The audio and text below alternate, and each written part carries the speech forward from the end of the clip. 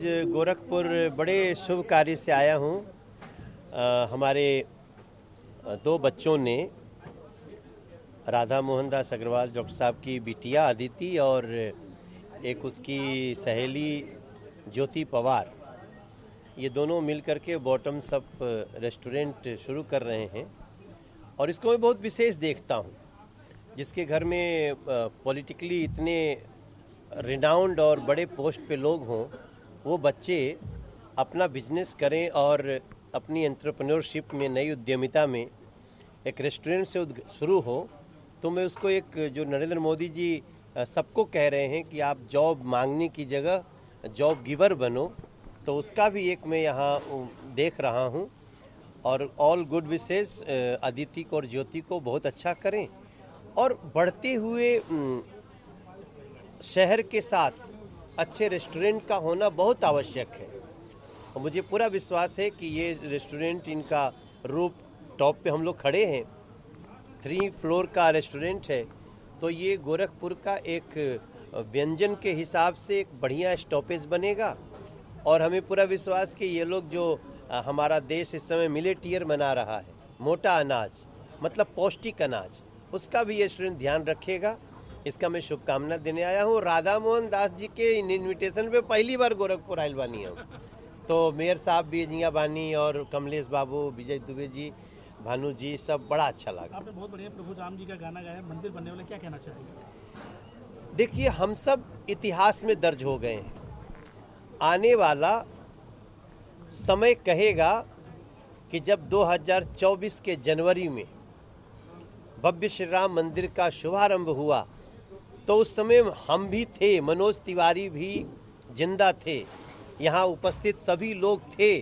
और हम लोग तो खैर रिनाउंड लोग हैं, कहीं ना कहीं गजट में हैं, लेकिन जो व्यक्ति एक सामान्य रूप से जो गांव में खेती करता होगा, वो भी कहेगा कि हमारे एक लोहे से, हमारे एक ईंट से, हमारे एक आगमन से भगवान श्री राम का भव्य मंदिर बना था। और हम लोग देखो 22 जनवरी को उसका शुभारंभ हो रहा है।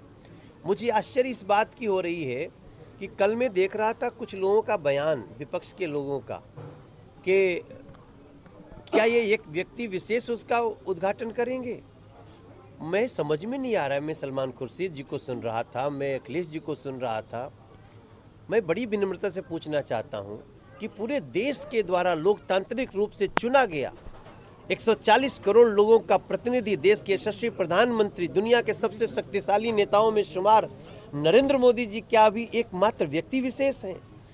तो जिन लोगों ने मंदिर रोकने की कोशिश की, अब वो इसलिए परेशान है कि मोदी जी को उसका क्रेडिट क्यों मिल रहा है।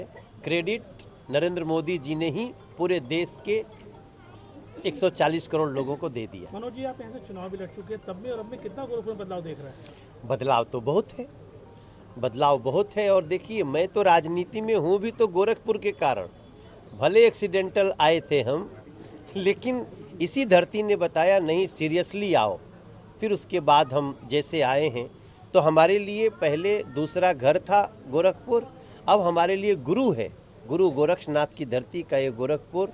हमें याद है, हम गांव में जाते थे, महिलाएं आती थी, बोझा उठाते समय भानु भाई बोलत रहना, एकरा से वोट मांगा, तो वोट मांगे से पहले समस्या बतावत रहे। आज उन समस्याओं का निदान मोस्टली हो गया है और बहुत कुछ हो जाएगा। उत्तर प्रदेश में भारतीय जनता पार्टी के हिसाब से नरेंद्र मोदी जी को मैं धन्यवाद। वैसे तो आप पूरे देश के नेता हैं, लेकिन साथ साथ दिल्ली में भी हैं। संजय सिंह को मनीष सिसोदिया के नाम पे दिल्ली में आम आदमी पार्टी भाजपा निशान साध रही, क्या कहना चाहेंगे?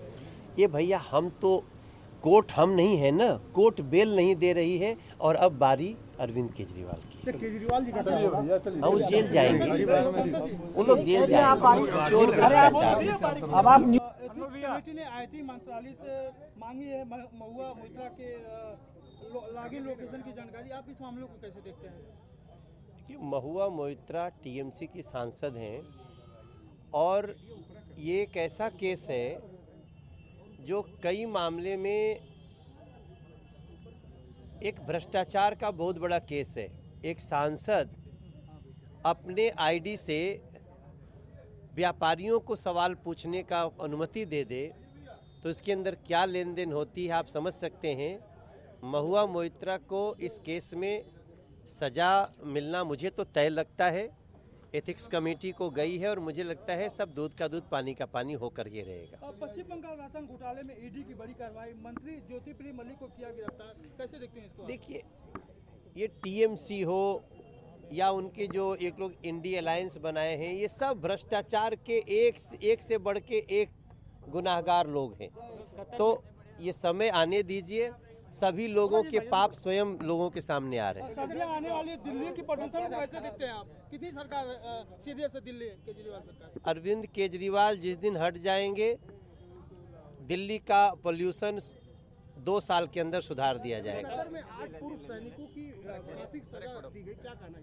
किसमें? भारत के 8 पूर्व नौसैनिकों को फांसी की सजा दी गई है, उस पे क्या कुछ कहना है? इस केस की हमको जानकारी नहीं है, लेट मी स्टडी फर्स्ट।